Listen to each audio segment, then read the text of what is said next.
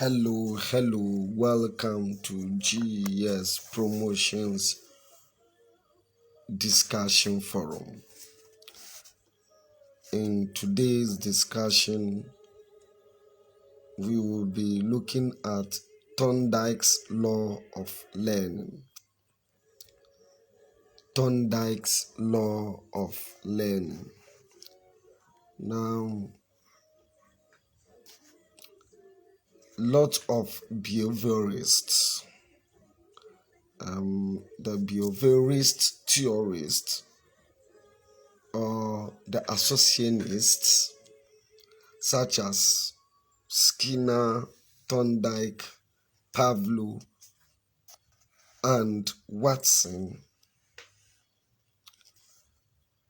argue that learning occurs when an organism interacts with the environment and encounters some experiences. According to the behaviorists, they believe that learning can only occur when an organism, in this context, when a learner or a student interacts with the environment and encounters some experiences. That is the only time learning occurs. But in this discussion, we will be looking at one of these associationists, that is Thorndike. Now, Thorndike's Law of Learning. After an experiment by Thorndike, he postulated 3 principles or laws which govern the learning of organisms, both human and non-human. Law number 1, the law of effects. The law of effects. By the law of effects, Thorndike means the satisfaction or dissatisfaction which the animal derives or an organism derives from performing the task or for making a response. That is, in other words, any behavior which is not rewarded tends to fade. The law of effect summarily says that any behavior which is not rewarded tends to fade. So in essence, our children, our learners, or we as learners will only find interest in whatever behavior we are learning or whatever we want to learn if that behavior or skill is rewarded. So if a child can pronounce sounds, read words, and understand, it encourages this child to learn. So if the child cannot pronounce the words correctly or understand whatever is reading, that is no reward, this child will refuse to learn, or the behavior we want the child to acquire or to practice will fade gradually. The next law of learning, according to Thorndike, is the law of exercise. The law of exercise. As usual, you can send your comments and questions and contributions to 0244 299 706. Yes, 0244 299 706. Or you can drop your comment or questions on this page. Now, let's continue. The law of exercise. This law states that the more frequently a learning situation is repeated, the better and more permanent the learning. In other words, practice or repetition in learning skills strengthens the competence of the learner. The law of exercise simply means that an organism will only learn a behavior or skill when that behavior is consistently repeated or practiced. So if there's a particular skill we want our learners to know, according to this law, that is the law of exercise, it means we have to give them opportunities to consistently practice whatever we want them to learn or a behavior we want them to acquire. The last law of learning, according to Thorndike, is the law of readiness. The law of readiness.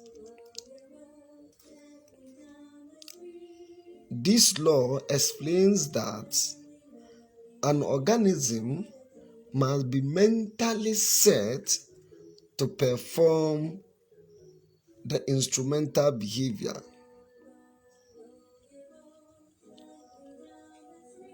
Only if it is motivated. This law simply means that an organism will only learn a particular skill or behavior when the organism is ready. An organism can only be ready when it is motivated. And here there are two forms of motivation: the intrinsic and the extrinsic. We as teachers should concern ourselves with the extrinsic kind of motivation, for that is the ones we have control over. We have to create an environment, a system in our classrooms, in our schools, where children are motivated and where children feel ready to learn the new skill. Yes. So praises, gifts can be a form of motivation to help our learners to acquire the new skill or behavior we want them to learn.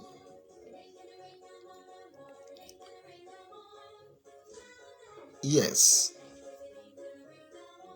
What are the implications, the educational implications of Thorndike's theory of learning?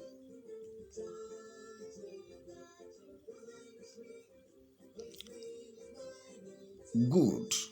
I know you all know the answers.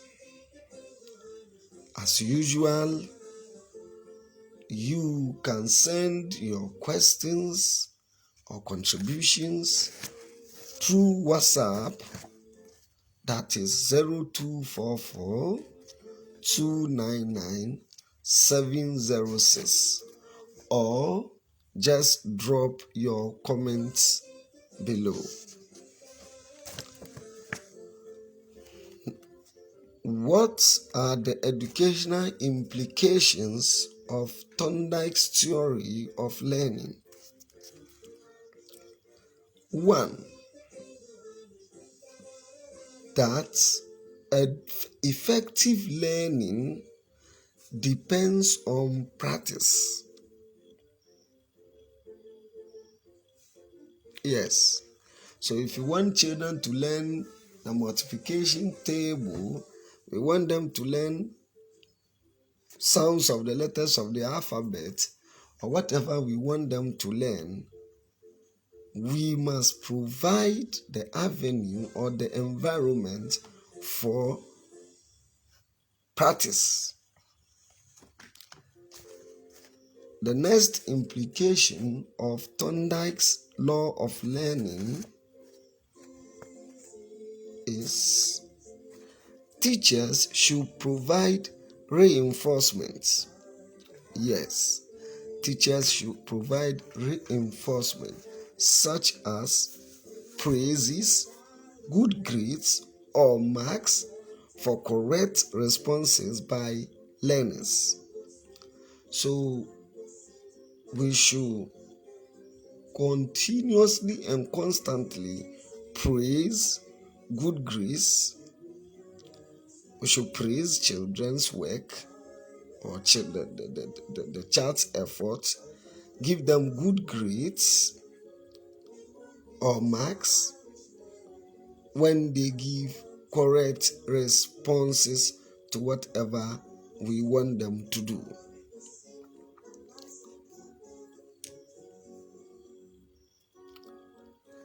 The next implication of Thorndike's theory of learning is teachers should graduate their activities in the classroom. That is, teachers should organize their activities in order of difficulties. It should be done from simple to complex, from concrete to abstract, known to unknown. That is, organizing activities in increasing level of difficulty.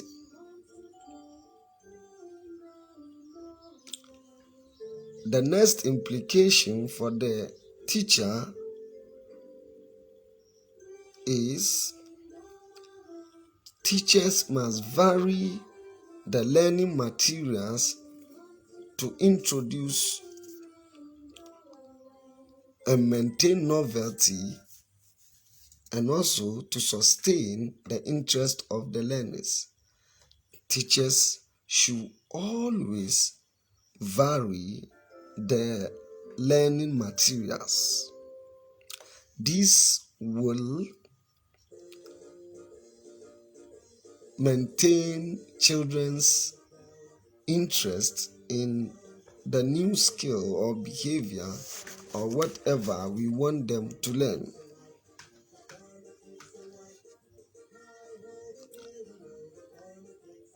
The next implication of Thorndike's theory of learning is teachers must wait till the learner is ready to learn,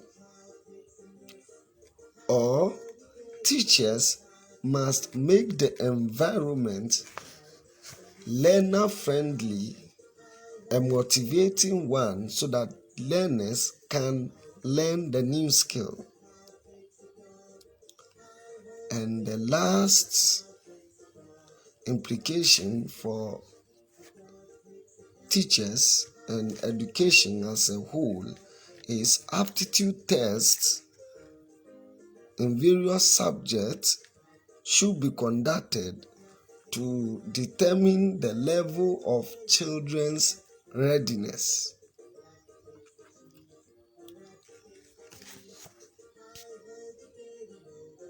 This is the end of today's discussion.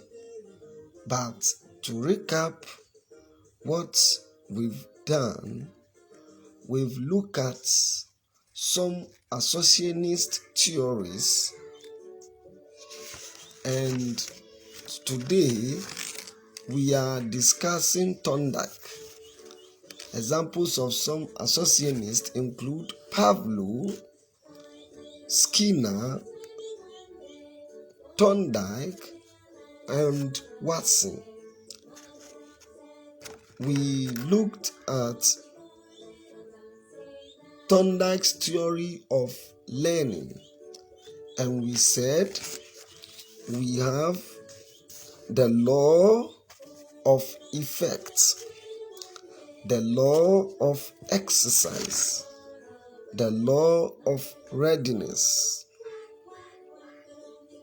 We also look at the educational implications of Thorndike's theory of learning. We said effective learning depends on practice. We also said teachers should provide positive reinforcement. School activities should be graduated.